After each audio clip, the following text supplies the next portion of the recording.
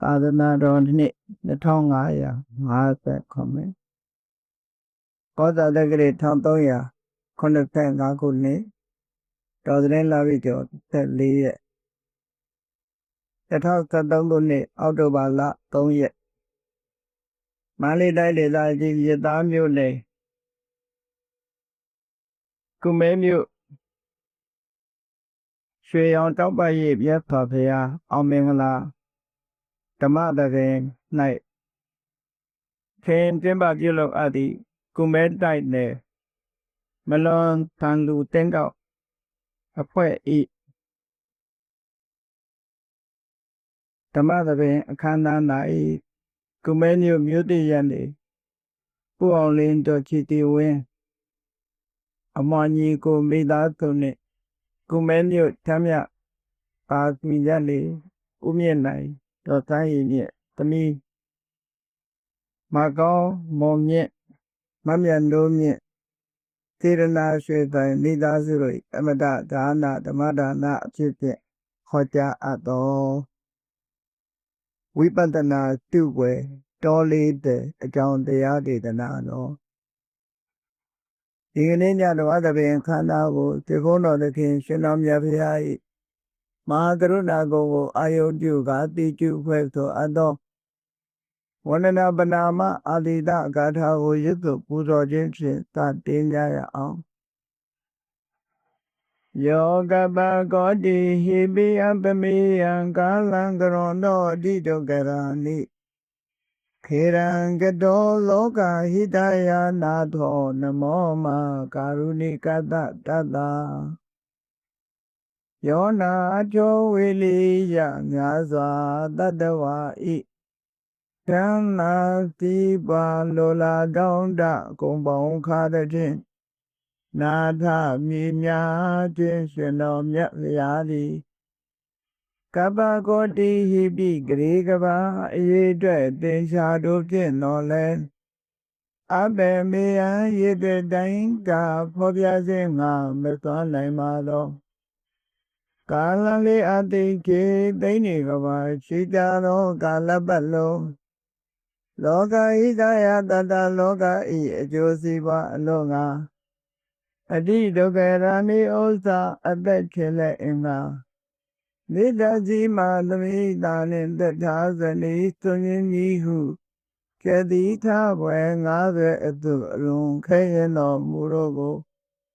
ကရွန်တော်ဘုရားစီယံဤတန်ကြိုးကုတ်အားထုတ်တော်မူရသည်ဖြစ်၍ခေရန်လက်ကျပြလုံးအသက်ဆုံးလည်းရဲ့နှလုံးစေဝံကိုရောဤပင်မညင်းလို့ကတောဘဝဒါနံချိန်ဖများစွာရောက်တော်မူခဲ့ရကြလေကြီးမဟာကရုကတတတဝါများရင်ဝဲသားကဲ့သို့တဏှာဖြစ်ဖြင့်မဟာကရုဏာစင်ဖြစ်တော်မူသောကာလလတသဝိရိယများစွာတတဝါဤခန္ဓာစီပါလောလာတောင်းတကုံပေါင်းခါတဲ့ဖြင့်နာထမြေညာထိုရှင်တော်မြတ်ဖရာအားနမောယုတိပြောင်းပြော့မံကိုလျော်၍ကရောယုကျိုးတိဖို့ခြင်းသည်အထုဘဝတုစင်စစ်မသွေဖြစ်ပါစေတည်း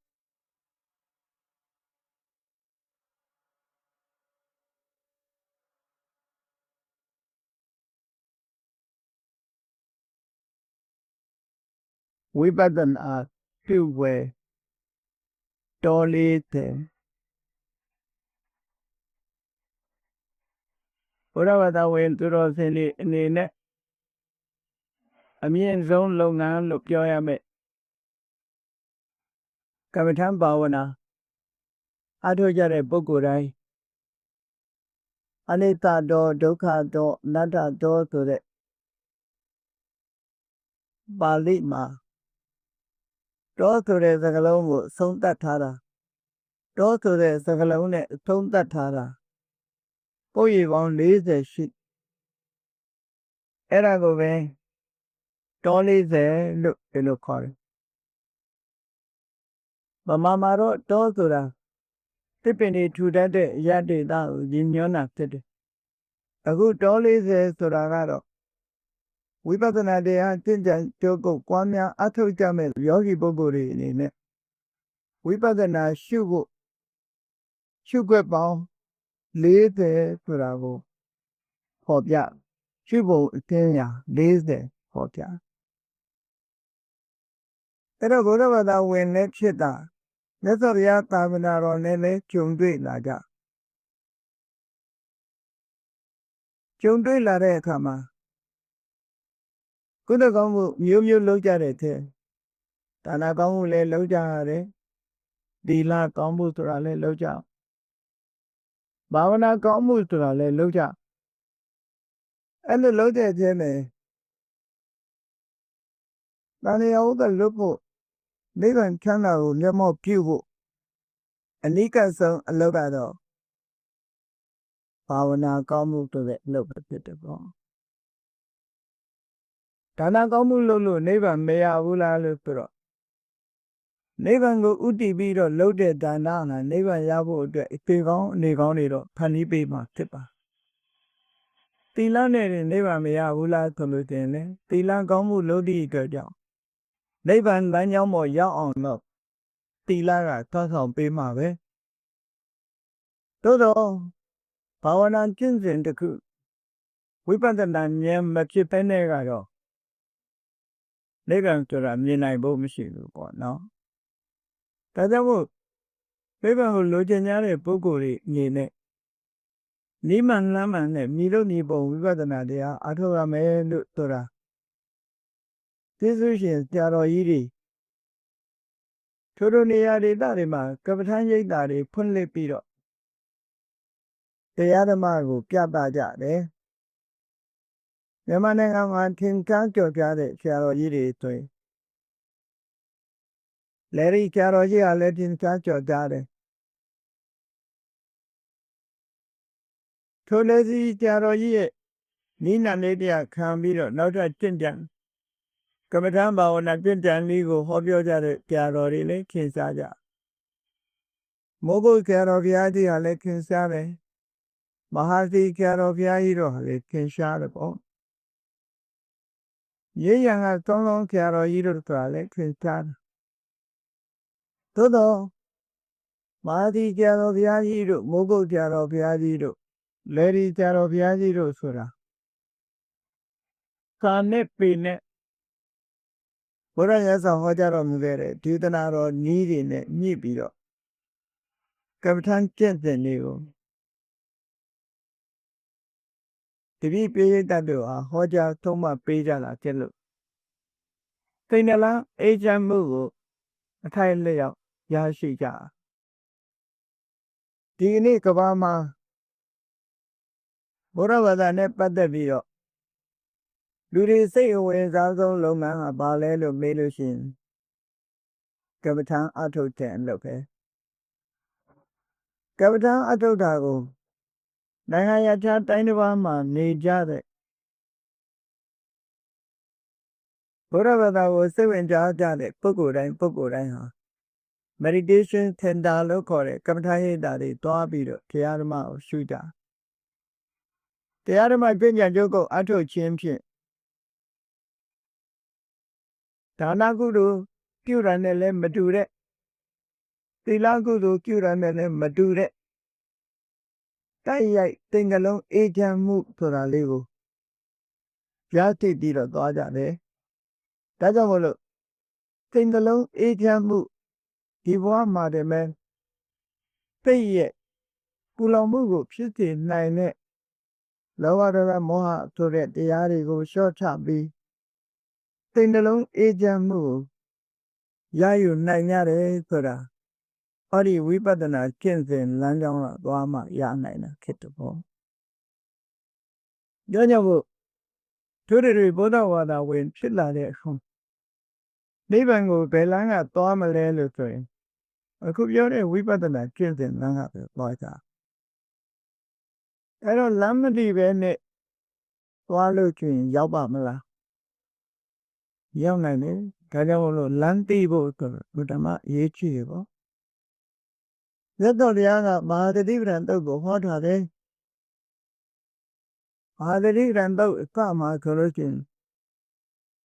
Ekayano ayan bikwe megore. Tamadati usam biro teare. Hori the dividend kinsin tora ha. He megalo to it, Pogabaga, Padivida. The dividend kinsin ha. Nevan the Kurido Udi Dware. The Kurido Levango Udi de Lanyao Yibeno. Ero Udi Jaga Levan God. Mevan to the Kurigo Udi Dware Lanyao me. Nevan Poison a Pogorai ha. Kilanga way, Shalanga me. Kilo Hoven. I don't know, Shalane Kama. The Lu Juti ya, no. Logama Ludi lives in Wow, Tezatilla. Ludi Nalona ha. Pulau Moody net. Your trade beat at me. Think alone, 8 and moot, Tata Motaga. And Ning a lila by Yada. Tawara and Yendapur. Mayana Yawu. The boo mo the boo. Loga Ludi ha. Pumuri net, Drippy Muda. Think alone, ye Pulau Mutaga, Pari don't they? You mean at the silent trading Yuri? Just see Dora net Jumbre. Just see Rome and Ethan Jumbre. Take Buya. Toga Kia. Maybe by time net you see.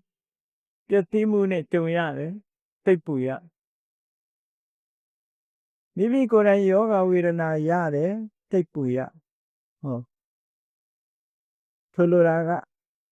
Piantana Tayalo call. Just see Moon in it. Jumbre Jumbre. Toga Lure Hang. Toga correct. Genre ma Pulau Muri who can that. Toga will Makanga Bude Ludura. Yamanangan Malemiki, the Tanangan in Malemiki. Duran, take hema. Laman put it in Buguri, take hema. The 22 Tokan, Jonan, Hori Toga to a chipper. So in a Puture.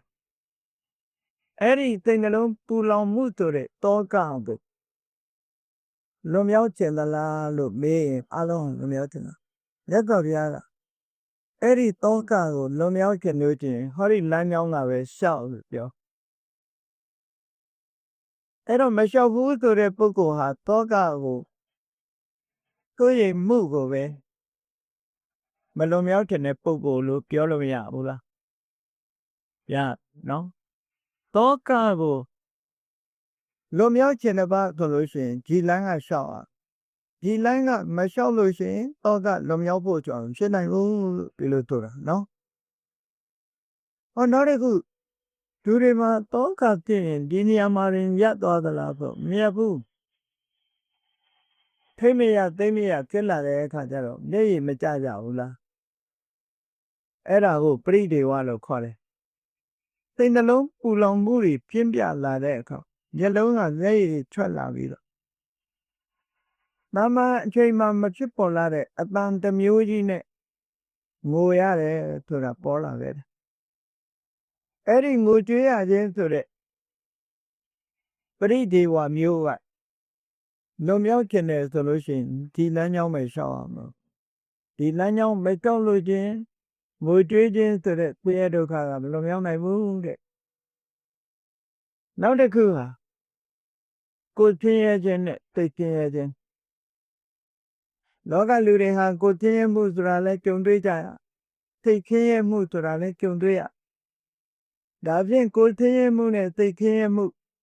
Bali do Dokan, Domina that look corre. Eddie Doka Domina that, Kung Toboya, Turale, Tilanga, Shaw, me, Tilugor, no? Davian Doka Kura. Good thing Mutura, below Cora Ronoto. Kanagoga something la vida. The other Kanago Matiga Danya Yare. Kaungai de နားကြိုက်တယ်သွားကြိုက်တယ်ကြောအောင်တယ်စတဲ့ယောဂဝေဒနာတွေဖြစ်လာပြီဆိုလို့ရှိရင်နောက်ကစိတ်ခင်းရဲမှုမှာတွဲဖက်ပြီးတော့ပါခန္ဓာကိုယ်မှာရုပ်ခန္ဓာကိုယ်မှာစတင်ပြီးတော့ဖြစ်ပေါ်လာတဲ့ဒုက္ခဟာ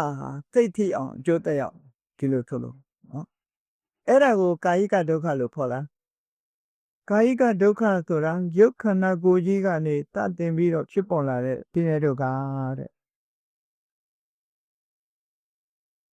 ဖြားတယ်နားတယ်မခံမအောင်ခန္ဓာကိုယ်ထဲကတခုခုကနာကျင်နှိမ့်သက်နေတယ်ဆိုတဲ့ဒီဒုက္ခစိတ်ကိုပါသွားပြီးတော့ဒုက္ခပေးတယ်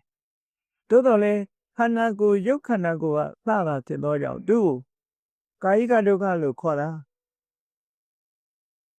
ရုပ်ခန္ဓာကိုယ်ကြီးကစတင်ပြီးတော့ပေါ်လာတဲ့ဒုက္ခဖြစ်လို့ကာယကဒုက္ခလို့ပြောတာစိတ်မဆင်းရဲဘူးလို့ပြောတာမဟုတ်ဘူးနော်ကာယကဒုက္ခကလည်းစိတ်ကိုထိသွားတာပဲ body origin mind effect လို့ခေါ်ရုပ်ခန္ဓာကိုယ်မှာစတင်လာပြီးတော့စိတ်ကိုထိရောက်ပါအဲ့ဒါကိုကာယကဒုက္ခလို့ခေါ်တယ်ဟောနောက်တစ်ခုကျတော့ဒေါမနတသေရတိကဒုက္ခတဲ့သူကြတော့ရုပ်ခန္ဓာကိုယ်မှာနာရာကျင်နာကြိုက်တာခဲတာတခုမှမရှိဘူးနေလို့ထိုင်လို့ကောင်းနေတယ်တိုးတော်လည်းပဲစိတ်ဆင်းရဲစရာသတင်းတစ်ခုကြားလိုက်တယ်ဆိုရင်အဲ့ဒီလူဟာစိတ်ဆင်းရဲမသွားဘူးလားရုပ်ခန္ဓာကိုယ်ကတော့ကျမ်းမာမာကြီးပဲသို့တော့စိတ်ဆင်းရဲစရာအကြောင်းတစ်ခုကြားလိုက်တာနဲ့တပြိုင်နက်စိတ်ထိခိုက်သွားပြီးတော့ရုပ်ပါမထိခိုက်ဘူးလားစိတ်ထောင်းတော့ကိုကြည်တဲ့ဒီလိုဆိုတာပေါ့နော်စိတ်ဆင်းရဲသွားတဲ့လူတယောက်ရဲ့မျက်နှာဟာညှို့မသွားဘူးလားအဲ့ဒါကိုဒေါမနတလို့ခေါ်တာပဲစိတ်ထဲမှာအလိုမကျဖြစ်တယ်စိတ်ကနေစတင်ဖြစ်လာတော့ရုပ်လည်းထိခိုက်သွားတာပဲခုနကရုပ်ကစတင်တဲ့ဒုက္ခကလည်းစိတ်ကိုထိခိုက်တယ်စိတ်ကစတင်တဲ့ဒုက္ခကလည်းရုပ်ကိုထိခိုက်တယ် body နဲ့ mind ရုပ်ခန္ဓာကိုယ်ကြီးနဲ့နာမ်ဆိုတာတွဲဖက်ပြီးတော့နေတာအဲ့ဒီကိုယ်ဆင်းရဲမှုစိတ်ဆင်းရဲမှုဆိုတဲ့ဒီဆင်းရဲဒုက္ခနှစ်မျိုးဟာလည်းပဲစိတ်နှလုံးမချမ်းသာမှုကိုဖြစ်ပေါ်စေတတ်တာဖြစ်သောကြောင့်နှလုံးသားရဲ့ပူလောင်မှုပဲဖြစ်တယ်အဲ့ဒီနှလုံးသားရဲ့ပူလောင်မှုကလွတ်မြောက်ခြင်းနဲ့ဆိုလို့ရှိရင်လေဟောဒီဖြစ်ရင်ဒီလမ်းကပဲရှောက်ပါလို့ပြောတယ်နော်အဲ့တော့စိတ်သောကတွေပျောက်ဖို့ငိုကြွေးရတာတွေပျောက်ဖို့ကိုယ်ဆင်းရဲမှုသိဆင်းရဲမှုတွေပျောက်ဖို့ဆိုတာဟောဒီလမ်းကမလျှောက်ပဲဘယ်သူမှဒီဆင်းရဲတွေကလွတ်မှာမဟုတ်ဘူးတဲ့ကောင်းပြီဒီဆင်းရဲတွေကလွတ်ပါပြီတဲ့လွတ်ဖို့အတွက်ဒီတိုင်းလွတ်နိုင်သလားဆိုမလွတ်နိုင်ဘူးဘာဖြစ်မှလွတ်နိုင်တယ်လဲလူတွေရဲ့စိတ်ဟာနေ့စဉ်နဲ့အမျှပူလောင်ပြီးတော့ညစ်ထေးနေတယ်လောဘဆိုတဲ့အညစ်အကြေးတွေဒေါသဆိုတဲ့အညစ်အကြေးတွေမောဟဆိုတဲ့အညစ်အကြေးတွေမာနဆိုတဲ့အညစ်အကြေးတွေအိတ်တမစ္စရိယဆိုတဲ့အညစ်အကြေးတွေကလွမ်းဖုံးပြီးတော့နေတော့စိတ်မကျူးသင်သည့်အတွက်ကြောင့်တရားတွေဟာဆင်းရဲဒုက္ခတွေကမလွတ်နိုင်လို့ညှဉ်းနှွမ်းနေကြရတယ်ပူလောင်နေကြအဲ့ဒီမဖြူသင်မှုတွေဖြူသင်အောင်ဆိုလို့ရှိရင်လေဟောဒီလမ်းကပဲရှောက်လို့ပြောနော်စိတ်ဓာတ်ကလေးတွေဖြူသင်သွားအောင်မကောင်းတဲ့စိတ်သဘောထားတွေပျောက်သွားအောင်လေဟောဒီလမ်းကြောင်းကိုပဲရှောက်ရမယ်ဝိပဿနာကျင့်စဉ်တစ်ခုကျင့်အောင်ဒီလိုပြောဟုတ်ပါပြီဒီလမ်းကြောင်းကကြောက်တောက်လန်းလို့ထင်ကြမှုကိုရပြီဆိုတဲ့အခါနိဗ္ဗာန်ကိုတွေ့ခြင်းနဲ့သာဝရချမ်းသာတဲ့နိဗ္ဗာန်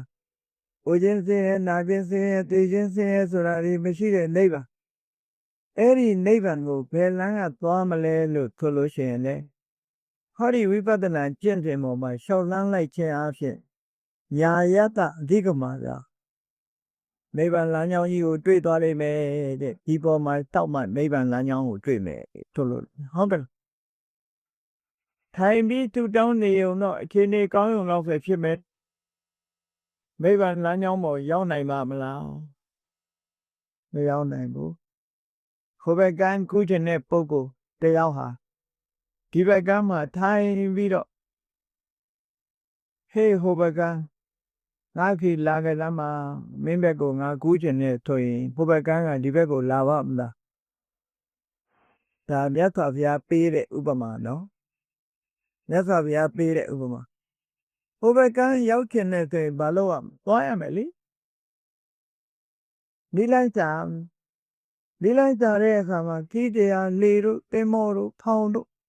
ဘာမှမသိနဲ့လက်ပစ်ကူးပေါ့တခုနဲ့မသွားဘဲနဲ့ဟိုဘက်ကန်းရောက်ပါမယ်မရောက်ဘူးအဲ့တော့နိဗ္ဗာန်ဆိုတာကိုတွေ့ကျင်တယ်ဆိုလို့ရှိရင်လည်းအလုံးလုံးရမယ်ဒီတရားကိုပဲကျင့်ကြံလို့ကိုအထောက်ပါလို့ဒီလိုပြောတာဒါဖြင့်ဒါကျင့်လို့တင်နိဗ္ဗာန်ရပါလားဆိုရတယ်နိဗ္ဗာန်တသုတိကရိယာဒီလမ်းပေါ်လျှောက်လို့တင်နောက်ဆုံးရတော့ဒီစခန်းပေါက်သွားမှာပဲဟောဒါကိုမြတ်စွာဘုရားကအိတာယနောအယံဘိက္ခွေမဲ့ကောဟာဒီပုပ္ပဘာကမဲ့လို့ဆိုတဲ့ဝိပဿနာကျင့်စဉ်ဟာဧကယနောနိဗ္ဗာန်တစ်ခုတည်းသောနိဗ္ဗာန်ကိုဥတည်ထားတဲ့လမ်းပဲလို့ဟောဒီလမ်းမှာပဲရှောက်လို့ဒီလိုပြောတာဒါဖြင့်ရှောက်ရမယ်ဆိုတော့အသက်အရွယ်ကြီးတဲ့ပုဂ္ဂိုလ်ပဲဖြစ်စေငယ်ရွယ်သူတွေပဲဖြစ်စေစိတ်နှလုံးပူခါမှုစိတ်နှလုံးညင်နွမ်းမှုစိတ်သောကဆိုတာဘယ်သူမှမကြိုက်ဘူးအဲ့ဒီမကြိုက်တဲ့အပူတွေကကင်းမိုးရအတွက်ဝိပဿနာကျင့်စဉ်ဆိုတာလူမျိုးမရွေးဘာသာမရွေးကြားမမရွေးအသက်ကြီးငယ်မရွေးအားထုတ်တဲ့မယ်လို့ဒီလိုဆိုတာပေါ့နော်အားထုတ်မယ်ဆိုလို့ရှိရင်ခုလိုပြောခဲ့တဲ့အကျိုးကျေးဇူးတွေကိုခံစားရမှာအားမထုတ်ဘူးဆိုလို့ရှိရင်ဒီအဆိုးတွေနဲ့ကျုံနေရအောင်ပါပဲတကွေ့မဟုတ်တကွေ့ကျုံပြီးတော့ဒီပူမှုဆိုတဲ့တောကတွေတဲကဘယ်တော့မှလွတ်လာမှာမဟုတ်ဘူးပြီးတဲ့အဲ့ဒါကြောင့်မလို့ဒီကနေ့ဝိပဿနာရှုွယ်တော်40ဆိုတာမိမိတို့ရဲ့အသိဉာဏ်ထဲမှာဒီတရားတွေရောက်လာအောင်ကြိုးစားအထောက်တင်မိလန်းကိုမှတ်သားကြရမှာဖြစ်တယ်ပေါ့အဲ့တော့ဝိပဿနာကျင့်စဉ်တစ်ခုကိုကျင့်တော့မယ်ဆိုလို့ရှိရင်တော့အရေးကြီးတာဘာလို့ကိုချင်းတီလာတေဥစွာထောက်တည်ရမယ်ကိုချင်းတီလာထောက်တည်တာဘာဖြစ်လို့လဲလို့မေးလို့ရှိရင်ကိုချင်းတီလာသိတဲ့ပုံကိုတရားဟာအနဝိဇ္ဇဒုက္ခအပြစ်ကင်းတဲ့သမ်းမှန်ကိုသူရရှိသွားတယ်ငါးပါးတီလာဆိုတာအလုံးသိကြတဲ့အတိုင်းသူတော်ဘာတဲ့တတ်ခြင်းမှကြောင်းတယ်သူများဥစ္စာမတရားယူခြင်းမှကြောင်းတယ်သူတော်ဘာသားမယားပြမခြင်းမှကြောင်းတယ်လိန်လီကြောကြခြင်းမှရှောင်းတယ်အယက်တေစာတောက်စားခြင်းမှရှောင်းတယ်ဆိုတဲ့ဒီရှောင်းခြင်းမှု၅မျိုးဟာတာမန်လို့မအောင်မေ့လေနဲ့ဝိပဿနာကျင့်ဖို့ရအတွက်အများကြီးထောက်ကူပြုတယ်ဒီလိုပြောနော်သီလကိုရင်ထောက်တည်လိုက်တဲ့အချိန်မှာပြန်စဉ်းစားအခုထောက်တည်လိုက်ပြီးတဲ့နောက်မှာပြန်စဉ်းစားလိုက်အခုထောက်တည်ပြီးတဲ့အချိန်မှာငါဟာသူတော်ဘာအသက်ကိုတတ်မိသလားထောက်တည်ပြီးကအချိန်မှာပြန်စဉ်းစားလိုက်မတတ်မိဘူးသူများဥစ္စာရောမခိုးမိဘူးသူတော်ဘာသားမယားရောမပြစ်မှားဘူးလိန်ဒီပြောကြမှုရောမလုံးမိဘူးအယက်ဒေသတောက်သားမှုရောမလုပ်ဘူးဆိုတော့အဲ့ဒီအချိန်လေးဟာဘလောက်ကျဉ်းနှက်ခဲ့ကောင်းကိုဒီအချိန်လေးတွေတွေ့အရင်တော့ကလှုပ်တာတွေမလှုပ်တာတွေအသာထားနော်တီလာဆိုတာအခုထောင်းတီအခုမချိုးမချင်းဒီတီလာဟာကိုယ်မှပြည့်စုံနေရလို့ဆိုတယ်အဲ့ဒါကိုသဘောပေါက်ဖို့လိုတယ်အဲ့ဒါသဘောမပေါက်တော့ဘာဖြစ်လဲတန်တတိအမတ်ကြီးရတယ်အရက်ကလေးတများများနဲ့နေရင်းကနေပြီးရဟန္တာဖြစ်သွားတယ်ဆိုပြီးတော့အရက်သမားတွေကငါတို့လည်းအရက်တောက်ရင်ရဟန္တာဖြစ်မှာလို့မျှော်လင့်နေကြ ဖြစ်နိုင်ပါဘူးတဏ္ဍိအမတ်ကြီးဖြစ်တယ်ဆိုတာရသော်ဘုရားတရားနာလိုက်တဲ့အချိန်ကစပြီးသူအရက်ပြတ်သွားပြီဆိုတာကိုတတိထားဖို့လို့ဟုတ်ကဲ့လားခုခေတ်ရဲတောက်တဲ့လူကဘုရားအချိန်ချင်းလူပြီးပြန်တောက်ဘုရားစီကတော့မပြီးသေးဘူးပြန်တောက်တော့အဲ့ဒါနော်အဲ့တော့တဏ္ဍိအမတ်တို့ဆိုတာမှားတယ်လို့သိတာနဲ့တပြိုင်နက်လုံးဝဘယ်တော့မှပြန်ပြီးတော့မလုပ်တော့တဲ့အနေအထားမျိုးနဲ့ထုံးဖြတ်ပြီးတော့ဖြောင်ကျင်တဲ့ပုဂ္ဂိုလ်မျိုးဖြစ်တယ်အင်္ဂုလိမာလာကြည့်လေအင်္ဂုလိမာလာဆိုတာသဘာကျော်လူတာသဘာကြီးပဲတတ်လိုက်တာမဲတာမှမဟုတ်ပဲရသော်ဘုရားနဲ့တွေ့တော့တတ်မလို့လိုက်တယ်ရသော်ဘုရားနောက်ကလိုက်ရင်သူကအော်တယ်ယဟန်ရက်လိုက်နေဆိုပြီးတော့အော်တယ်သူမမီတော့မောလာတဲ့အခါမှာရက်ခိုင်းတော့မြတ်စွာဘုရားကဗာမင်းရှိငါကရက်နေတာတဲ့မင်းပဲရက်ဖို့လိုတယ်ဆိုတဲ့ဒီစကားဟာသူ့ရဲ့နှလုံးသားကိုထိသွားမြတ်စွာဘုရားရဲ့ဆိုလိုရင်းတိတ်ကငါကသူများအသက်တတ်ခြင်းဆိုတဲ့မကောင်းမှုအကုသိုလ်တွေကိုရပ်လိုက်ပြီးမင်းမရက်သေးဘူးလို့ဒီလိုဆိုလိုတာပေါ့နော်ငါရက်နာပြီးပြီမင်းရက်ဖို့လိုတယ်လို့ဆိုတာသူသဘောပေါက်သွားသို့တော်လည်းသူလှုပ်ထားတဲ့အလုပ်တွေကအင်တမရက်တဲ့တန်တန်ကောင်အားကြီးတော့ကမ္မဋ္ဌာန်းအထုတ်ဖို့တော်တော်ခက်ကမ္မဋ္ဌာန်းအာယုန်ထဲမှာဒီမြင်ကွင်းနေကြီးပဲပေါ်နေတယ်သူလူတွေလိုက်တတ်ခဲ့တဲ့တော့ကတွေ့ကြုံနေပဲပြန်ပေါ်နေဒါကြောင့်မို့ရသော်ဗျာနီလန်းပေးတယ်ငါထံမှာဒီသူရတဲ့တတ်ခြင်းကိုရပ်ထိုင်းလိုက်တဲ့အချိန်ကစပြီးတော့ဒေတ္တဝါမှာပတ္တထာမှန်တယ်မို့လားအဲ့ဒီကလေးစပြီးနှလုံးသွင်းလို့ယတောဟံပဂိနိအရိယာယသာတိယသာတောနာဘိသနာမိသင်္ခိတပါဏံဒေဝိတံဟောရောပေယတို့ဒီလူတန်သမားကိုပဲမြတ်စွာဘုရားကတင်ပေးလိုက်တာအရိယာဇယဟန်မြတ်ဖြစ်တဲ့အချိန်ကစပြီးရည်စည်းတတ်လို့ကိုမှတတ်မိတယ်ဆိုတာသူစိတ်ထဲမှာမမှတ်နိုင်မသိပါဘူးလို့လုံးဝမတတ်ဘူးဆိုတာပြောတယ်နော်အဲ့ဒါလို့အချိန်ကန့်တက်ပြီးတော့ထိလိုက်တဲ့အခါမှာသူ့ရဲ့စိတ်ဟာတည်ငြိမ်မှုတွေရဒါကြောင့်မို့လို့ကပ္ပထန်းလို့အားလုပ်တော့မယ်ဆိုလို့ရှိရင်အာမထုတ်ခင်လေးမှာကိုကျင့်ဒီလောက်ပြန်ပြီးထောက်တည်လိုက်ပြီးတော့ပြန်စဉ်းစားငါဟာငါးပါးသီလဘယ်ရာများကျွလွန်ထားတော့ကျွလွန်မှုမကျွလွန်တော့ကိုယ့်ကိုဒီကနေ့ငါလုပ်တဲ့ငါတင့်တဲ့အကျင့်ဟာသောတာပန်ကရာဂနာဂယဟန္တာအရိယသူတော်တင်နေတင့်တဲ့အကျင့်ပဲငါကျင့်နေတာပါလားလို့ဆိုပြီးအားရလောက်အောင်တွေးလိုက်ရင်ဘာပြက်လာလဲကိုကျင့်သီလကိုတွေးကြည့်လိုက်တဲ့အခါဘာဖြစ်စိတ်နှလုံးကြည်နူးလာစိတ်နှလုံးကြည်တာကိုအဝေပတိတာရလို့ခေါ်တယ်ဟုတ်ပြီစိတ်နှလုံးကြည်တာတော့ဘာဖြစ်ပါမောက်တာဝမ်းပြောင်းမှုဖြစ်တယ်ဝမ်းမြောက်တော့ဘာဖြစ်လဲပီတိနှစ်သက်မှုဖြစ်တယ်ပီတိတက်တော့ဘာဖြစ်လဲပတ္တတိကိုရောစိတ်ရောငြိမ်းချမ်းမှုတွေဖြစ်လာကိုယ်စိတ်ငြိမ်းချမ်းတော့ဘာဖြစ်လဲဒုက္ခနေလို့ထိုင်လို့စိတ်ချမ်းသာမှုကိုချမ်းသာမှုတွေရစိတ်ချမ်းသာကိုချမ်းသာရတော့ဘာဖြစ်လဲတမာတိစိတ်ကလေးဟာတည်ငြိမ်လာခဲ့တည်ငြိမ်လာတော့ဘာဖြစ်လဲယထာဘူတညာဏတဒနာအမှန်တိုင်းသိတယ်မြင်တယ်ဆိုတဲ့အသိဉာဏ်မျိုးကိုရလာတယ်လို့ဆိုကဲသီလကကပ္ပထအထုတ်ဖို့အတွက်ဘလောက်ထောက်ဖို့ပြုလိုက်လေဒီလိုဆိုလို့တာနော်တမန်လို့ပေါင်းမေးလေနဲ့ဒါကြောင့်လို့ဘယ်ကြီးစပါရမှာတမဝါစာတမကမ္မန္တတမအာဒီဝဆိုတဲ့ဒီသီလထမှန်သောက်တည်ပြီးတော့သင်္ကြန်စဉ်းစားခြင်းအပြင်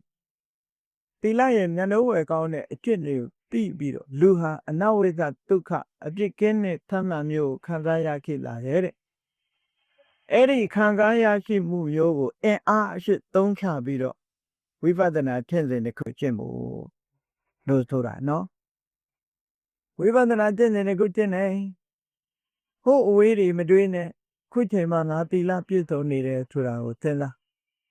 အဲ့ဒီစဉ်းစားပြီးတော့ရှင်းနှံ့အားရတဲ့ခုနပြောတဲ့ပမောဇ္ဇာပိဋိပန္တတိဒုက္ခသမာဓိဒုက္ခဆိုတာတွေဖြစ်လာအောင်သမာဓိတွေဖြစ်လာအောင်နှလုံးသွင်းသင်ញင်ပြီးတဲ့အခါမှာဝိပဿနာကျင့်တယ်ကိုကျင့်ရမယ်အဲ့တော့ဝိပဿနာကျင့်တယ်လို့ဆိုတဲ့အခါမှာဘယ်ပေါ်မှာဖြစ်ရမှာလဲဘာကိုနှလုံးသွင်းရမှာလဲလို့ဆိုကိုယ်တဏ္ဍာမှာရှိတဲ့ယုံနဲ့နာခန္ဓာ၅ပါးပဲအဲ့တော့ကြွတင်ပြီးတော့ခန္ဓာ၅ပါးဆိုတာလဲသိထားကိုယ်မှာခန္ဓာ၅ပါးရှိတယ်ဆိုတာသိထားအကျဉ်းချုပ်ပြောမယ်ဆိုရင်ယုံနဲ့နာနှစ်ခုရှိအဲ့ဒီယုံနဲ့နှစ်ပါးဆိုတာကိုလည်းပဲသိရယုံနဲ့အနေနဲ့သိဖို့ရစဉ်းစားကြည့်ပေါ့ကိုယ်ခန္ဓာကိုယ်ကြီးကိုအာယုံစိုက်ကြည့်လိုက်ဟောဒီ body လို့ပြောတဲ့ယတ္တိနာနာလျာကာယဆိုတာကြီးဟာဘာကိုမှအာယုံကိုယူနိုင်စွမ်းမရှိဘူးအာယုံကိုယူနိုင်စွမ်းမရှိသည့်အတွက်ကြောင့်သူ့ကိုအာယုံမသိတဲ့တရားမို့ဆန့်ကျင်မဲ့အကြောင်းတရားတွေနဲ့တွေ့တဲ့အခါမှာပြောင်းလဲဖောက်ပြန်တတ်တဲ့တရားဖြစ်လို့သူ့ကိုယုတ်တရားလို့ခေါ်တယ်အကျဉ်းချင်းမှတ်မယ်ဆိုရင်ယတ္တိနာနာလျာကာယဆိုယုတ်တရားကြီးပဲအဲ့ဒီယုတ်တရားပေါ်မှာမိပြီးတော့ဖြစ်ပေါ်လာတတ်တဲ့အာယုံကိုရယူတတ်တဲ့အတိစိတ်တင်တဲ့စေတသိက်တွေနဲ့ကအတိစိတ်ကိုတော့နန္တရားလို့ဒီလိုခေါ်ကိုယ့်ကိုယ်စဉ်းကျင်စဉ်းစားကြည့်ခုထိုင်းနေတဲ့အချိန်မှာသိနေတာကစိတ်ကလေးကသိတာရုပ်ခန္ဓာကိုယ်ကြီးကငါထိုင်းနေတာပါလားလို့မသိဘူးဟောငါထိုင်းနေတာပါလားလို့မသိဘူးသိတာကစိတ်ကလေးကသိတာဩသိနေတာလေးကနန္တရားမသိတာကယုတ်တရားလို့တမ်းမြအစဉ်ဒီလိုခွဲလို့ရဟောအဲ့တော့လူတွေရဲ့တဏ္ဍာမှာဒီယုတ်နဲ့နာနှစ်မျိုးပဲရှိအဲ့ဒီယုတ်နဲ့နာနှစ်မျိုးကိုတခါယုတ်ကိုတော့ထပ်မခွဲတော့ဘူးမျက်စိနာနာလျာကာယလို့ဆိုတဲ့အခြေခံဒီထဲမှာလူရဲ့ခန္ဓာကိုယ်ကြည့်လိုက်အတုံးခဲတွေတွေးလိုက်မယ်မာတယ်ပြော့တယ်ဆိုတဲ့သဘောတွေနဲ့ခွဲသိထားတဲ့တုံးခဲပထဝီအဲ့ဒီလိုတုံးခဲဖြစ်နေအောင်ဖွဲ့သိထားတဲ့သဘောယူသိနေတဲ့သဘောအရေးသဘောတွေအာဘောခန္ဓာကိုယ်ထဲမှာရှိတဲ့ပူတာအေးတာတွေတည်ဆုံးလှုပ်ရှားနေတာတွေက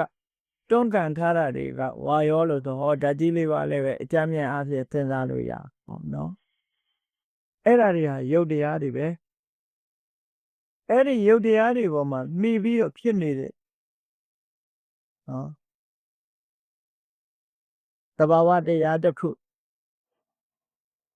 သိတယ်အာယုံကိုသိတယ်ထိုင်နေရင်ထိုင်နေတယ်လို့သိတယ်အိတ်နေတယ်လို့သိတယ်သားခြင်းတယ်လို့သိတယ်သွားခြင်းတယ်လို့သိလာပဲဆိုတဲ့အဲ့ဒီအတိလေးကနန္တရားလို့ဘာလို့အတန်းကြီးအဖြစ်ကျုပ်ကိုမှတ်ပြီးတဲ့အခါနန္တရားကိုမှတ်ပြီးတဲ့အခါနန္တရားကိုထပ်ပြီးတော့ခွဲလိုက်တော့အာယုန်လေးတစ်ခုကိုရယူနိုင်စွမ်းရှိတာကဝိညာဏလို့ခေါ်တဲ့အတိစိတ်ပဲအဲ့ဒီရယူထားတဲ့အာယုန်ရဲ့အရသာကိုခံစားတတ်တာတော့ဝေဒနာလို့ခေါ်အာယုန်ပေါ်မှာအတွေ့အကြုံရပြီးတော့အာယုန်ရဲ့အရသာကိုခံစားတယ်ဆိုတာနှစ်သက်စရာအာယုန်နဲ့တွေ့တဲ့အခါမှာပြောမလာဘူးလားစိတ်ကပျော်ရွှင်မှုဆိုတာစိတ်ရဲ့ခံစားမှုတစ်ခုပဲကိုမကြိုက်တဲ့အာယုန်လေးနဲ့တွေ့တဲ့အခါမှာဖိတ်ထဲမှာမကျေမနပ်ဖြစ်တယ်ခံစားမှုတစ်မျိုးလားကြိုက်မကြိုက်ဘာမှမထင်ရှားတဲ့အရာတစ်ခုမှကြတော့မတိတာတဲ့ခံစားမှုလို့ဟောလူတွေရဲ့စိတ်ထဲမှာကြည့်လူတိုင်းမှာသင်္ကကြည့်စိတ်ရဲ့ခံစားမှုတွေဟာကောင်းတယ်လို့ခံစားတာကြည့်တယ်မကောင်းဘူးလို့ခံစားတာကြည့်တယ်ကောင်းမထင်ရှားတဲ့ခံစားတာကြည့်တယ်ဒုက္ခဝေဒနာဒုက္ခဝေဒနာအဒုက္ခမဒုက္ခအဲ့ဒီဝေဒနာတွေဆိုတဲ့ခံစားမှုတွေကမိမိတဏ္ဍာမှာ သင်ဆက်မပြတ်ဖြစ်နေတဲ့အရာတွေပဲဖြစ်တယ်ပေါ့အာယုံနဲ့တွေ့လိုက်ထားတဲ့တရားနဲ့ထိုအာယုံပေါ်မှာခံစားမှုဆိုတာပေါ်လာအဲ့ဒီခံစားမှုကိုကြည့်ပြီးတော့လူတွေကခံစားမှုလို့မသိတဲ့အခါဘာပြောတော့ဆိုဒီကနေ့ငါပြောတယ်ဒီကနေ့ငါမပြောဘူးဒီကနေ့ငါသိမ့်မြစ်တယ်နဲ့ပြောမနေကြဘူးလားတကယ်ကတော့ကိုယ်တဏ္ဍာမှာခံစားမှုသဘာဝတရားဖြစ်ပေါ်နေတာလို့ဒီလိုမှတ်အဲ့ဒါကိုဝေဒနာခန္ဓာလို့ခေါ်တယ်အာယုံတစ်ခုကိုတွေးလိုက်တာနဲ့တကယ်နဲ့အကောင်းဆုံးဆိုတာကိုမှတ်လိုက်တယ်အဲ့ဒီအမှတ်နဲ့ပဲပြန်သိတယ်တခါမှမမြင်ဘူးခင်ကပထမဆုံးမြင်လိုက်တဲ့ဟာကိုမှတ်လိုက်တယ်နောက်တစ်ခါထပ်မြင်တော့မသိဘူးလားသိသွားတယ်အဲ့ဒါဘယ်သူကမှတ်တော့ဆိုပညာကမှတ်ပေးတာစိတ်ထဲမှာဖြစ်ပေါ်လာတဲ့ပညာတရားကမှတ်လိုက်တာတဲ့အဲ့ဒါကခန္ဓာတစ်ခုဒီတော့ပဲတွေးတယ်ကြံတယ်လိုချင်တယ်သိထိုးတယ်မလိုချင်ဘူးမေတ္တာခါတယ်ဆိုတဲ့အကောင်းအဆိုးတွေရောနေတဲ့သဘာဝတရားတွေသင်္ခါရလို့ခေါ်တယ်အဲ့ဒီသင်္ခါရလို့ခေါ်တဲ့စေတသိက်50ပေါ့စိတ်ရဲ့အခြေအနေကိုစေတသိက်50ကသင်္ခါရခန္ဓာလို့တော့ပေါင်းလိုက်တော့စိတ်ရဲ့ဝေဒနာရဲ့ပညာရဲ့သင်္ခါရရဲ့ဆိုတော့ဒီခန္ဓာ၄ခုကတော့အနံခန္ဓာ၄ပါးလို့ဒါပထမသိအောင်အရင်ကြိုးစားရအကျမ်းမြင်လေးကိုယ်တဏ္ဍာမှာဒီဟာတွေကိုတွေ့နေဖို့လိုတယ်ပေါ့ဒီတွေချင်းလိုက်လို့ချင်းယုံနဲ့နံနှစ်ခုတည်းပဲမှတ်အဲ့ဒီယုံနဲ့နှစ်ခုသိလာပြီးတဲ့နောက်မှာဒီယုတ်ဒီနံတွေဟာဘာကြောင့်ဖြစ်နေတာတော့ဆိုတဲ့အကြောင်းတရားကိုသိဖို့လိုတယ်အကြောင်းတရားကိုသိလာပြီးဆိုတဲ့အခါကျတော့မှဟောဒီယုတ်ဒီနံတွေရဲ့သဘာဝတွေကိုသူကသင်ញင်မှုဆိုတဲ့ဝိပဿနာဉာဏ်တစ်မျိုးနဲ့တွေ့တဲ့အခါကျတော့မှအခုဝိပဿနာရှုွယ်တော40ဆိုတာလားနော်ဒီတိုင်းတော40တန်းပြီးတော့ရှုလို့မရဘူးရှုရမှာလားဘာကိုရှုရမှာတော့ဆိုရင်မိမိတဏ္ဍာမှာကြည့်တဲ့ခန္ဓာကိုရှုရခန္ဓာဆိုတာရုပ်ဝေဒနာတင်ညာသင်္ခါရဝိညာဏကိုယ်ခန္ဓာကိုယ်ရဲ့ကိုတွေ့အောင်ကြည့်ယသိနာနာလျာကာယကုရာရီမာသဘောပြောသဘောဆိုတာတွေရဲ့ခွက်သိမှုယုံသိမှုဆိုတဲ့သဘောတွေရဲ့ပူတယ်အေးတယ်ဆိုတဲ့သဘောတွေရဲ့တွန်းကန်လှုပ်ရှားတယ်ဆိုတဲ့သဘောတွေရဲ့ယသိကမြင်ရတဲ့အရှင်နာကကြားရတဲ့အပန်းနှာခေါင်းနဲ့နမ်းရှူရတဲ့အနတ်လျာနဲ့ပရက်လို့ရတဲ့အရသာခန္ဓာကိုယ်နဲ့ထိတွေ့ရတဲ့ထိတွေ့ဆိုတာတွေကသိတာချင်းကြားတဲ့ယုတ်တရားတွေတာဖြစ်ပဲပေါ့အဲ့ဒီယုတ်တရားတွေကိုအရင်ကြည့်ရသိပြီအဲ့ဒီယုတ်တရားတွေဟာခံရဆိုင်ရာအကြောင်းတွေကြောင့်ဖြစ်တယ်ဆိုတာလည်းသိလားဟောနန္တရားတွေကြတော့ဟောဒီယုတ်တရားတွေကိုမှီပြီးတော့နန္တရားတွေဘယ်လိုဖြစ်တာဒီမြင်သိစိတ်ကလေးဖြစ်ပေါ်လာပုံကိုစဉ်းစားကြည့်လိုက်လူတွေဟာနှလုံးလေးနှလုံးဖွင့်လိုက်တဲ့အချိန်ကစပြီးတော့မြင်တယ်ဆိုတဲ့ပြောလို့ရတဲ့အခြေအနေတစ်ခုဖြစ်ပေါ်လာမြင်တယ်လို့ဆိုတဲ့ပြောရတဲ့ကိစ္စမှာဘသူတွေကမြင်တာလဲလို့မေးလိုက်လို့တင်မျက်စိနဲ့အထင်အာယုံဒီတစ်ခုထုံတာထုံလိုက်တဲ့အခါမှာမြင်ပြီးစိတ်ဆိုတာလေးပေါ်လာတယ်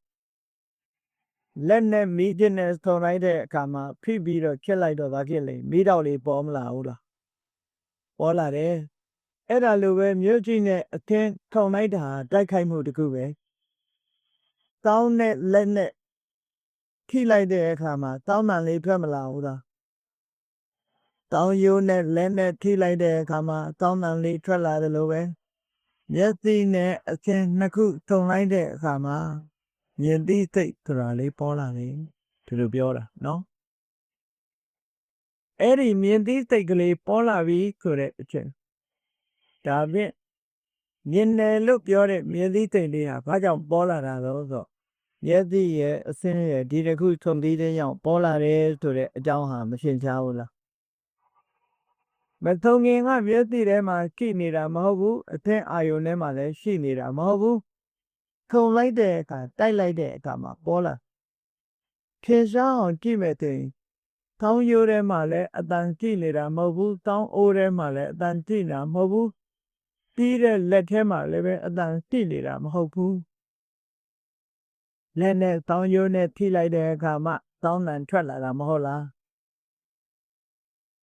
လောကလူတွေအကုန်လုံးသိကြတယ်ခက်ပြီးကြည့်ဘူးလေးကြည့်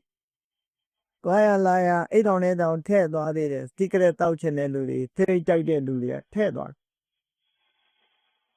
အဲ့ဒီကျဲမဲ့မီးတောင်ရှိသလားလို့ဆိုရင်မရှိဘူးရှိရင်လောင်မှာပေါ့ရှိရင်လောင်မှာပဲမီးဆိုတာလောင်နေပူတယ်ဓာတုတဘာဝပဲသို့တော့အဲ့ဒီမီးတထူးလေးကိုယူပြီးတော့လက်ထောင်းလေးနဲ့ဖိထစ်လိုက်လို့သိရင်မီးမတက်လာဘူးလားအကြောင်းဆုံးလို့ဖြစ်တာဆိုတဲ့သဘောကိုမှတ်နော်မြင်သိသိဆိုတာလေဒီလိုပဲအကြောင်းဆုံးလို့ပြစ်လာတာကြားပြီးသိဆိုတာလေနားနဲ့အပန်းနဲ့ထုံသွားရင်ကြားသိသိဖြစ်လာတယ်နှာခေါင်းနဲ့အနံ့နဲ့ထုံတဲ့အခါမှာနာသိသိဖြစ်လာတယ်လျှာနဲ့အရသာနဲ့ထုံတဲ့အခါမှာလျှာသိသိဖြစ်တယ်ခန္ဓာကိုယ်နဲ့အထီးအတွေ့ထုံတဲ့အခါထိပြီးသိဖြစ်လာတယ်ဟောတယ်လို့နန္တရားလေးတွေစိတ်ကလေးတွေဖြစ်ပေါ်လာပုံအခင်းအရာလေးတွေအကြောင်းကိုပါစဉ်းစားကြည့်လိုက်လို့ရှိရင်သိလားအဲ့တော့မိမိရှုရမယ့်ဘုရားဟာကိုယ်တဏ္ဍာမှာရှိနေတဲ့ဟောဒီယုတ်တရားနဲ့နန္တရားပဲရှုအောင်ပြုပြီးဆိုတဲ့အခါမှာရှုဖို့ရှုနည်းရှုဖို့အခင်းအရာ40ရှိတယ်နော်အဲ့ဒါကိုပဲတော40လို့ခေါ်တာနော်မြင်တဲ့အခါမှာမျက်စိကိုမျက်စိလို့တင်မြင်တာမဟုတ်ဘူးပထမမျက်စိကိုအခင်းအာယုံကိုလက်ခံတဲ့သဘာဝတရားလို့ဒီလိုမြင်တာမျက်စိရဲ့ကိနေနဲ့မဟာဗုဒ္ဓေကိုကြည်လင်စေရတဲ့တရားလို့ဒီလိုမြင်တာသက္ကုပ္ပတာရဆိုတဲ့ရုပ်ကိုမြင်တာပဲအသင်းအာယုံလေးကြတော့မျက်စိဆိုတဲ့သက္ကုပ္ပတာရပေါ်မှာခင်ဟလာတတ်တဲ့သဘောလို့ဒီလိုမြင်တာကရူပယုံကိုသိတာသဘာဝလက္ခဏာကိုမြင်တယ်လို့ခေါ်တယ်သူ့ရဲ့ပင်ကိုယ်သဘာဝကလေးတွေမြင်လာအဲ့ဒီပင်ကိုယ်သဘာဝလေးတွေမြင်လာပြီးတဲ့နောက်မှာမမြဲတဲ့သဘောသင်ရတဲ့သဘောကိုမပိုင်တဲ့သဘောဆိုတာတွေကိုရှုမြင်သုံးသပ်လာနိုင်တယ်အဲ့ဒီကြတော့မှတော40ဆိုတဲ့ကောင်မှရောက်တာနော်ဝိပဿနာရှုတယ်ဆိုတာအဲ့ဒီတော40ဆိုတဲ့ပုံနဲ့ရောက်တယ်တော40ဆိုတာတခြားမဟုတ်ဘူးရသော်တရားကအချင်းရာ40နဲ့ယုတ်တရားနံတရားတွေကိုရှုမြင်သုံးသပ်မယ်ဆိုလို့ရှိရင်တဲ့အနုလောမခန္တီဉာဏ်ကိုရတယ်အနုလောမခန္တီဉာဏ်ဆိုတာရှေ့ကမဲ့ဉာဏ်ဖြစ်ဖို့အတွက်လျော်ကံလို့အနုလောမလို့ခေါ်တာနိဗ္ဗာန်ကိုမြင်တဲ့မဲ့ဉာဏ်ဖြစ်ဖို့အတွက်လျော်ကံနဲ့အတိတမျိုးဖြစ်လို့ဝိပဿနာကိုပဲအနုလောမလို့ခေါ်တာခန္တီလို့ခေါ်တာနိဗ္ဗာန်ထိအောင်ပေါက်ရောက်ပြီးတော့သွားနိုင်သွမ်းရှိလို့ခွင့်ရတတ်တိရှိလို့ခန္တီလို့ခေါ်တာဒီနေရာမှာအဲ့တော့အနုလောမခန္တီဆိုတာမဲ့သိဖြစ်ပေါ်ဖို့အတွက်ခွင့်ရတတ်တိရှိတဲ့ဉာဏ်မျိုးကိုအနုလောမခန္တီဉာဏ်ဝိပဿနာဉာဏ်လို့ခေါ်တာပဲအသိဉာဏ်နဲ့ဝိပဿနာဉာဏ်တနည်းအားဖြင့်ပြောမယ်ဝိပဿနာနဲ့ဝိပဿနာဉာဏ်နဲ့မဲ့ဉာဏ်ဒီနှစ်ခုကိုပေါင်းကူးပေးတာပေါင်းကူးတရားလေးလို့ပြောလို့ရသို့တော့အဲ့ဒီပေါင်းကူးတရားလေးဝိပဿနာဉာဏ်ပဲဖြစ်တယ်သင်္ခါရကိုအာယုံပြုထားတာပေါ့သူ့ကိုနာမည်ပေးတဲ့အခါအနုလောမဖြစ်ပေါ်လာမဲ့အားလျော်သောကြောင့်အနုလောမိကလျော်စွာဖြစ်သောကြောင့်အနုလောမိကနိဗ္ဗာန်ရောက်သည့်တိုင်အောင်ကောင်းဆောင်နိုင်တဲ့စွန့်ရည်တတ္တိတည်သောကြောင့်ခန္တီဒီလိုဆိုလို့ရနော်တိခံလို့ခန္တီပြောတာမဟုတ်ဘူးဒီနေရာမှာအနုလောမခန္တီဆိုတာဝိပဿနာဉာဏ်တစ်ခုပဲကောင်းဆောင်နိုင်တဲ့ဝိထီအောင်အဲ့ဒီဝိပဿနာဉာဏ်နဲ့ယုတ်တရားနံတရားတွေကိုအနိစ္စလို့ဒီလိုရှုမြင်လိုက်လို့ရှိရင်အဲ့ဒီအနုလောမိကခန္တီဉာဏ်ထိအောင်ပေါက်ရောက်သွားနိုင်တယ်လို့ရသော်ဗျာဒီလိုဟောတာ ဒါရင်လောင်းလို့ဆိုတော့အနိစ္စဆိုတဲ့အဲ့ဒီတော40တဲ့ကတစ်ခုခုနဲ့ခန္ဓာ၅ပါးကိုရှုမြင်သုံးသပ်နိုင်ပြီဆိုလို့ရှိရင်တဲ့သမ္မတ္တနိယမတဲ့လည်းရောက်ရှိသွားနိုင်ပြီသမ္မတ္တနိယမဆိုတာဘယ်တော့မှမမှားတဲ့သာဝရအမှန်တရားဘယ်တော့မှမမှားတဲ့သာဝရအမှန်တရားအဲ့ဒီအမှန်တရားဆိုတာဘယ်သူကိုပြောတာတုံးလို့ဆိုတော့ဒီနေရာမှာ method ကိုပြောတာ method ဟာနိဗ္ဗာန်အာယုံကလွဲပြီးဘယ်အာယုံကိုမှအာယုံမပြည့်ဘူးသာဝရမှန်ကန်တယ်အရှိတိုင်းမှန်ကန်တယ်အဲ့ဒီမှန်ကန်တဲ့တရားဒီနိယာမထုံဖြတ်ချက်ပြီးပြီးတော့လုံးဝသေချာတဲ့အရာဖြစ်သောကြောင့်သမ္မတ္တနိယာမလို့ဒီလိုပြောအဲ့တော့သမ္မတ္တနိယာမဆိုတာမက်ဆိုတဲ့မှန်ကန်တဲ့နိယာမတရားတစ်ခုတည်းကိုလည်းပဲအနိစ္စလို့ရှုမြင်လို့ရှိရင်ဟောဒီတော40နဲ့ဝိပဿနာရှုမယ်ဆိုလို့ရှိရင်အဲ့ဒီမက်ထီအောင်ဖတ်ရောက်သွားနိုင်ပါတယ်လို့မြတ်စွာဘုရားဟောနော်အဲ့ဒါကိုဆိုလို့တဲ့ပဋိသဗ္ဗေမဲ့ပါဠိတော်မှာတတ္တလိတာယအာဂရေဟိအနုလောမိကံခန္တေပဋိလဗတိ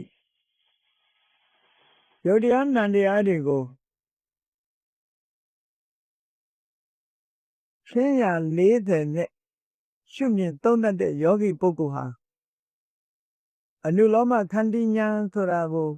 သိဥစွာရနိုင်တယ်တဲ့အနုလောမခန္တီဉာဏ်ရပြီလို့ရှိရင်လေသမ္မတ္တနိယမလို့ခေါ်တဲ့မက်သိတ်ခဲကိုဝင်ရောက်သွားနိုင်ပါလေမက်ကိုအာယုပြုသွားနိုင်မက်သိတ်အရှိတောရှိသွားနိုင်လေလို့ဒီလိုဟောတာနော်အဲ့ဒါကိုဒီကနေ့ဝိပဿနာရှုွယ်တော40လို့ဒီလိုပြောတာနော်တော40တဲ့ကအကုန်တော့ဒီကနေ့ညဟောနိုင်မှာမဟုတ်ဘူးပြီးသလောက်တော40တဲ့ကနေရှုပုံလေးကိုပြောပြပင်စက္ခဏလေးအနိစ္စတောပတ္တတိအောက်တက်ပြီးတော့ကြည့်လိုက်တဲ့အခါငါးတဏ္ဍာမှာရှိတဲ့ခန္ဓာ၅ပါးဟာသာဝရပြောင်းလဲနေတဲ့အရာဖြစ်လို့အနိစ္စပဲလို့အနိစ္စတောပါဠိလိုအနိစ္စတောမမြဲတဲ့အချင်းညာအားဖြင့်ပတ္တန်တော်ရှုမြင်တဲ့ပုဂ္ဂိုလ်ဟာအနုလောမိကခန္တိပฏิလေပတိအနုလောမိကခန္တိဉာဏ်ကိုရတယ်သမ္မတ္တလိယမံဩကမတိသမ္မတ္တနိယမသို့ဝင်ရောက်သွားတယ်အဲ့ဒါလို့ဝင်ရောက်သွားတယ်ဆိုတဲ့နေရာမှာအေးလေးထားကြခွဲထားပြီးတော့ဟောပြောတဲ့အခါမှာဒီပိုင်းကခန္ဓာ၅ပါးကိုမမြဲဘူးလို့အနိစ္စလို့ရှုမြင်သုံးသပ်နေတဲ့ယောဂီပုဂ္ဂိုလ်ဟာအနုလောမိကခန္တီဉာဏ်ဆိုတဲ့ဝိပဿနာအဖြစ်မြင့်ဆုံးဉာဏ်မက်သိမ့်နဲ့ပေါင်းကူးသွားမဲ့ဉာဏ်လေးကိုရတယ်အဲ့ဒါလို့သူကျုပ်ကဘယ်လိုရှုလို့ဆိုရင်ခန္ဓာ၅ပါးဟာမမြဲဘူးဘာဖြစ်လို့မမြဲတာလဲလို့ဆိုရင်အနိတ္တန်တိကတာယအကုန်ကိုမလွန်နိုင်လို့မမြဲဘူးလို့ပြောအကုန်ကိုမလွန်နိုင်ဘူးဆိုရင်ဘယ်အရာပဲဖြစ်ဖြစ်ပြည့်ထုံးမှုဆိုတာမလာပေဘူးလားအခုတရားဝဲကျင့်ပနေတာခတ်တင်မှုပြီးတော့နောက်လာမှာပါလာမှာတော့ပြည့်ထုံးမှုမလာပေဘူးလားလူရလည်းမွေးဖွားလာပြီးတဲ့နောက်ဆုံးမှသိဆုံးမှုဆိုတာမလာဘူးလားလာမှာပဲအဲ့ဒီအကုန်းပတ်မှုဆိုတာကိုမကြော်သေးတဲ့ညတာလပတ်လုံးမြဲတယ်လို့ပြောလို့မရဘူးအဲ့ဒါကိုကြည်ရပြီးတော့အနိစ္စတော့မမြဲဘူးတဲ့မမြဲတာဘာကြောင့်မမြဲတာတော့လို့မေးလို့ချင်းအနိတ္တန်တိကတာယအထုံးကိုမလွန်သေးလို့မမြဲတာအထုံးကဘယ်တော့မှမကြော်နိုင်လေဘူး အပြည့်သုံးမှုဆိုတာနောက်ထပ်လာနေအောင်ပါပဲတတ်တယ်မှုရှိလို့တင်ပြီးသုံးမှုဆိုတာလာလိမ့်မယ်အဲ့ဒီပြီးသုံးမှုဆိုတာကိုမကြော်လွန်နိုင်သေးတဲ့မြတ်ကာလပတ်လုံးအနိစ္စပဲမမြဲဘူးလို့ပြောတာနောက်တစ်ခုကဘာတော့လို့ဆိုလို့ချင်းဖြစ်မှုပြက်မှုတွေရှိနေတော့ကြောင့်အနိစ္စဖြစ်ပြီးရင်ပြက်အောင်မှာပဲအဲ့ဒီဖြစ်မှုပြက်မှုတွေရှိနေသေးတဲ့မြတ်ကာလပတ်လုံးဟာဘယ်တော့မှမြဲမှာမဟုတ်ဘူးတဲ့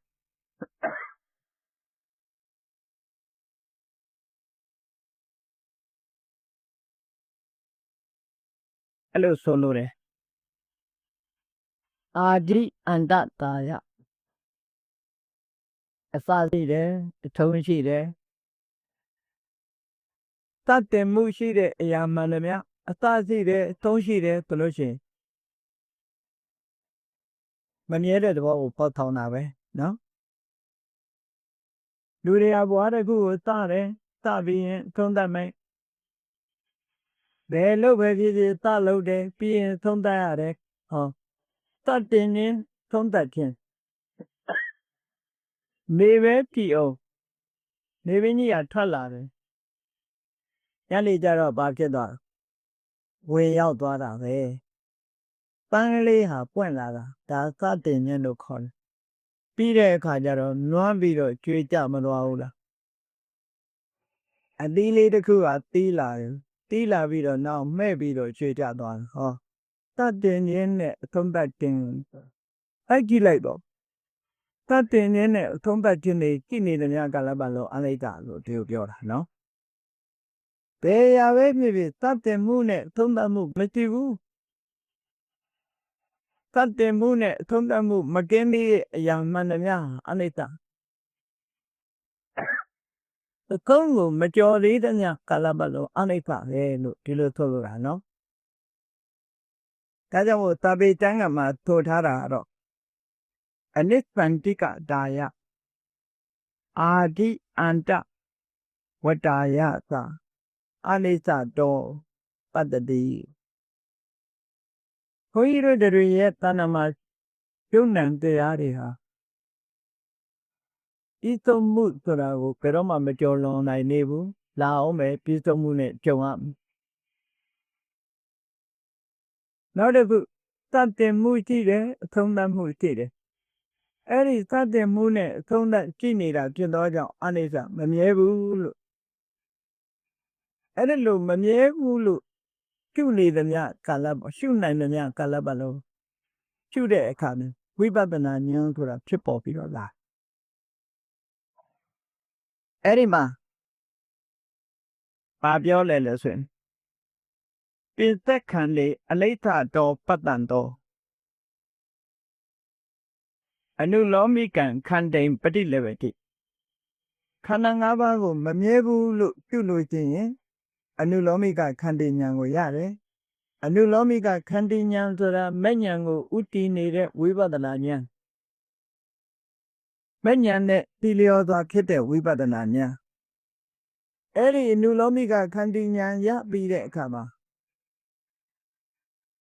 ပိသနာခန္ဓာနံနိရောဓောနိဗ္ဗာန်နိဗ္ဗာန်ခန္ဓာ၅ပါးတို့ရဲ့ချုပ်ငြိမ်းသွားမှုဟာခန္ဓာ၅ပါးတို့ရဲ့အပြီးသတ်ချုပ်ငြိမ်းမှုဘာကြောင့်အပြီးသတ်ချုပ်ငြိမ်းတယ်လဲလို့ဆိုရင်အကြောင်းပြတ်သွားလို့အပြီးသတ်ချုပ်ငြိမ်းတာနော်ဆိုလိုတာကဘာလို့ဆိုရင်အဝိဇ္ဇာယတေဝအတ္တိတဝိရာဂနိရောဓသင်္ခါရနိရောဓလို့ဆိုတဲ့ပရိသတ်သမုပ္ပါမှာလာတဲ့အလားအတ္တိတဝိရာဂအဝိဇ္ဇာလက်တံမတိအောင်အရတ္တမဲဆိုတဲ့အသွမ်းထက်တဲ့သဘာဝတရားကြောင့်အဝိဇ္ဇာလုံးဝချုပ်ငြိမ်းသွားတယ်ဆိုလို့ရှိရင်နောက်ထပ်သင်္ခါရဆိုတာမလာတော့အဲ့ဒါလိုပဲခန္ဓာ၅ပါးမှာအကြောင်းတရားတွေကအပြီးသတ်ချုပ်ငြိမ်းသွားအဲ့ဒီအပြီးသတ်ချုပ်ငြိမ်းသွားတာဟာမိစ္ဆာနိဗ္ဗာန်ထာ ထာဝရမြဲတဲ့နိဗ္ဗာန်ပဲလို့အဲ့ဒီလိုရှုမြင်လိုက်တဲ့ယောဂီပုဂ္ဂိုလ်ဟာဘာကိုရတာတော့ဆိုတမ္မတ္တလိယံဩကမတိမဲ့အသင်ကိုရောက်သွားတာမဲ့ထဲရောက်သွားတာလို့ဆိုလိုတယ်ဟုတ်ကဲ့လောကုတ္တရာမဲ့တစ်ခုကိုရသွားခေပိုင်းကအနိစ္စလိုမြင်တဲ့အချိန်ကအနုလောမိကခန္တီဉာဏ်ထိအောင်ရောက်တယ်အဲ့ဒီခန္ဓာ၅ပါးထာဝရချုပ်ငြိမ်းသွားခြင်းဟာနေသထာဝရဖြစ်တဲ့နိဗ္ဗာန်ပဲလို့ဒီလိုရှုမြင်လိုက်တဲ့အချိန်မှာနိဗ္ဗာန်ကိုအာယုံပြုပြီးတော့တမ္မတ္တနိယမလို့ဆိုလို့ဘယ်တော့မှမပြောင်းလဲတော့တဲ့မက္ကလိယမလို့ဆိုတဲ့ဘာဝတရားတစ်ခုကိုမျက်မှောက်ပြုသွားတယ်ဟုတ်လားတော40တဲ့လားအလိစ္စတောဆိုရှုဖို့ရှုနည်းတစ်ခုပဲပေါ့ဟောအဲ့တော့ကိုယ်ခန္ဓာကိုယ်ကိုအာယုံပြုပြီးတော့တတိထားပြီးတော့ကြည့်ဖို့လိုတယ်ပေါ့ငါတို့ဘဝဟာအကြမ်းမြင်ကြည့်ပဲဆိုရင်ငါရထားတဲ့တခုချင်းကြည့်မယ်ဆိုရင်ငါရထားတဲ့မျက်လုံးနာနှာခေါင်းလျှာကာယယတိနာနာလျှာကာယကိုရထားတဲ့မျက်လုံးလေးဟာတန့်တင်ဖြစ်လာတဲ့အကျိုးရှိတယ်နောက်အထုံးတတ်တဲ့အကျိုးဖြစ်အထုံးဆိုတာကိုသူကြော်ပြီးတော့မသွားနိုင်ဘူးဒါကြောင့်မို့လို့ဒီမျက်လုံးလေးဟာမမြဲဘူးဆိုတာရှုမြင်နိုင်ရမယ်ပေါ့အဲ့ဒီလိုဖန်မှန်ရှုမြင်သုံးသပ်လိုက်တဲ့အခါမှာမက်ကိုအာယုံပြုနိုင်တဲ့မက်သိတ်ကိုပို့ထောင်ပေးနိုင်တဲ့အနုလောမိကခန္တီဉာဏ်ကိုရပြီးတော့အဲ့ဒီသွမ်းအားနဲ့အကြောင်းတရားတွေချုပ်ငြိမ်းသွားလို့အခုမျက်လုံးဆိုတဲ့အကျိုးတရားဟာနောင်ဘယ်တော့မှမဖြစ်တော့တဲ့အနေနဲ့ချုပ်ငြိမ်းသွားတယ်လို့ရှိရင်ဒါဟာနေတထာဝရနိဗ္ဗာန်ပဲလို့ဟောဒီလိုနှလုံးသွင်းသင်မြင်လိုက်နိုင်တာနဲ့တကယ်နဲ့နိဗ္ဗာန်ကိုအာယုံပြုပြီးတော့တမ္မတ္တနိယမဆိုတဲ့မဲ့ပိတ်ဟာပေါ်ပေါက်လာတဲ့အနေဒီလိုပြောတာနော်သင်္ခါရတရားကိုအာယုံပြုတာကဝိပဿနာဉာဏ်နိဗ္ဗာန်ကိုအာယုံပြုတာကမဲ့ဒီလိုသွားနှစ်ခုသင်္ခါရတွေရဲ့မဖြစ်မှုကိုအာယုံပြုနိုင်တာကနိဗ္ဗာန်မဲ့ပိတ်တာအာယုံပြုတာတဲ့အေးကောင်းပြီနောက်ထပ်ပြုနိုင်တဲ့အခြေအနေတစ်ခုကဘာတော့လို့တော့သူကခန္ဓာ၅ပါးကိုဒုက္ခလို့ရှုခန္ဓာ၅ပါးကိုဒုက္ခလို့ရှုခန္ဓာ၅ပါးကိုဒုက္ခလို့ကိုရထားတဲ့ယတိနာနာလျာကာယစတဲ့ယုတ်တရားတွေခံစားမှုမှတ်သားမှုသိခေါ်မှုသိမှုတို့တဲ့ဝေဒနာတင်ညာသင်္ခါရဆိုတဲ့နံတရားတွေအဲ့ဒီနံတရားတွေဟာယုတ်တရားနံတရားတွေဟာဒုက္ခပဲလို့ပြုမြင်တဲ့အခါမှာဘာကြောင့်ဒုက္ခလို့ပြုမြင်တာတော့လို့ဆိုဖြစ်မှုနဲ့ပြက်မှုကအသင်္ထာဝရမိတ်သက်နေတာဖြစ်တော့ကြောင့်ဒုက္ခလောကလူတွေညီးတယ်လေဒုက္ခပဲငါအမြဲတမ်းနှောက်ချက်ခံနေရတယ်မညီဘူးလားသတို့လျောက်ကနေပြီးနှောက်ချက်ပေးနေတယ်ဆိုလို့ချင်းလူတွေညီးကြတယ်ဒုက္ခပဲအဲ့ဒါလိုပဲဖြစ်ပြီးလိုက်ပြက်သွားလိုက်ဖြစ်လာလိုက်ပြက်သွားလိုက်ဆိုတာကြီးတစ်ခုကအသင်္ထာဝရအနောက်ကျဖြစ်နေတယ်အနောက်ကျပေးနေမမြဲတဲ့သဘောကြီးကအမြဲတမ်းအနောက်ကျပေးနေတာကိုကဒုက္ခလို့ဒီလိုဆိုလိုတယ်ပေါ့နော်ခိုးလို့ပိုက်ခါမရှိလို့ဒုက္ခတို့သားစရာမရှိလို့ဒုက္ခတို့နေစရာမရှိလို့ဒုက္ခအဲ့ဒီဒုက္ခမျိုးပြောတာမဟုတ်ဘူးနော်ရှင်းမှုပြက်မှုတွေကအသင်္ထာဝရတိတ်သက်နေတာဖြစ်တော့ကြောင့်ဒုက္ခလို့ဒီလိုရှုတာပြောအဲ့ဒါလို့ဖြစ်မှုပြက်မှုတွေကအသင်္ထာဝရနှိမ့်သက်နေတဲ့ဒုက္ခမျိုးရှိနေသည့်အတွက်ကြောင့်ခန္ဓာ၅ပါးဟာဒုက္ခလို့ပေါ်ပေါ်လင်းလင်းတင်နေစသသိမြင်တဲ့ယောဂီပုဂ္ဂိုလ်ဟာဝိပဿနာဉာဏ်အသိဉာဏ်တက်ပြီးတော့နောက်ဆုံးမှာအနုလောမိကခန္တီဉာဏ်ဆိုတဲ့ဝိပဿနာထဲမှာအသိဉာဏ်ဆုံးဖြစ်ပြီးမဲ့ဉာဏ်ကိုပေါင်းကူးပေးနိုင်တဲ့ဉာဏ်ကိုရရှိသွားနိုင်တယ် ဒီလိုဆိုအဲ့ဒီအသင့်ဒီအောင်ရောက်မှာအဲ့ဒီမှာနိဗ္ဗာန်ကြတော့ထမ်းကျင်မဲ့တယ်ခန္ဓာ၅ပါးရဲ့ချုပ်ငြိမ်းမှုဟာကြတော့ခန္ဓာ၅ပါးရဲ့ချုပ်ငြိမ်းမှုကြတော့အသင်္တာဝရခန္ဓာ၅ပါးဟာဘယ်တော့မှမပေါ်တော့ဘဲနဲ့ချုပ်ငြိမ်းသွားမှုဟာနေသသာဝရဒုက္ခဖြစ်တဲ့နိဗ္ဗာန်ပဲဒုက္ခနိဗ္ဗာန်နာဘာဖြစ်လို့လဲဆိုခန္ဓာ၅ပါးကဖြစ်ပြမှုတွေကနှိမ့်သက်နေတယ်ဆင်းရဲဒုက္ခတွေရဲ့အခြေခံဖြစ်နေတယ်ဘယ်ဆင်းရဲလာဟောဒီခန္ဓာ၅ပါးနဲ့ပတ်သက်တာကြီးပဲဒါကြောင့်မို့လို့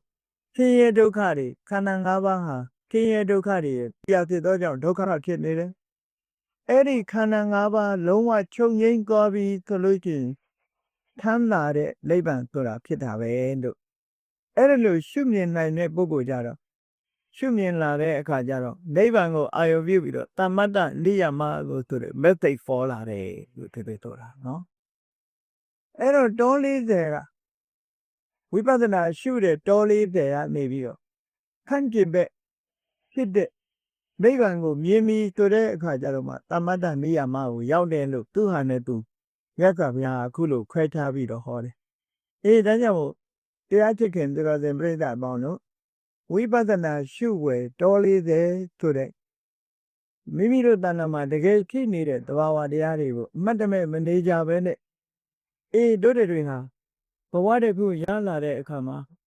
ဘယ်တော့မှအထုံးသက်ကိုမကြော်လွန်နိုင်ရသေးတဲ့အတွက်ကြောင့်တနေ့ကိုထုံးတယ်ဆိုတာရှိရအောင်မယ်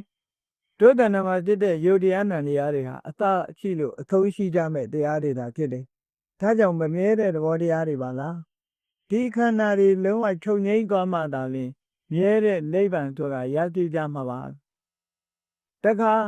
ဖြစ်မှုပြမှုတွေကအမြဲတမ်းနှိမ့်သက်နေတာဖြစ်လို့ခန္ဓာ၅ပါးဟာဘယ်တော့မှ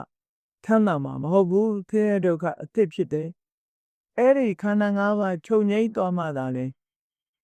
ထမ်းလာလို့ဆိုတဲ့နိဗ္ဗာန်ကိုရရှိမှာဖြစ်တယ်လို့အခုလိုမိမိတို့ရဲ့ဘုရားမြတ်စွာဟောကြားတော်မူခဲ့တဲ့အသစ်မြင့်တဲ့ဝိပဿနာကျင့်စဉ်တစ်ခုကိုသိရှိသဘောပေါက်ပြီးတော့တို့တွေနေ့စဉ်နဲ့အမျှကျင့်ကြံကြိုးပုတ်အားထုတ်ကြမယ်ဆိုလို့ရှိရင်အခုဟောထားတဲ့အတိုင်းတမ္မတ္တနိယမဆိုတဲ့သာဝရမှန်ကန်ပြီးတော့မြဲမြံတဲ့ method ကိုအာယုံပြုပြီး method နဲ့နိဗ္ဗာန်ကိုအာယုံပြုတဲ့အနေအထားမျိုးတို့တွေရောက်ကြမှာဖြစ်တယ်လို့ကိုစီသဘောကျပြီးကျင့်ကြံကြိုးကိုအားထုတ်နိုင်ကြပါသေးကုန်သတည်း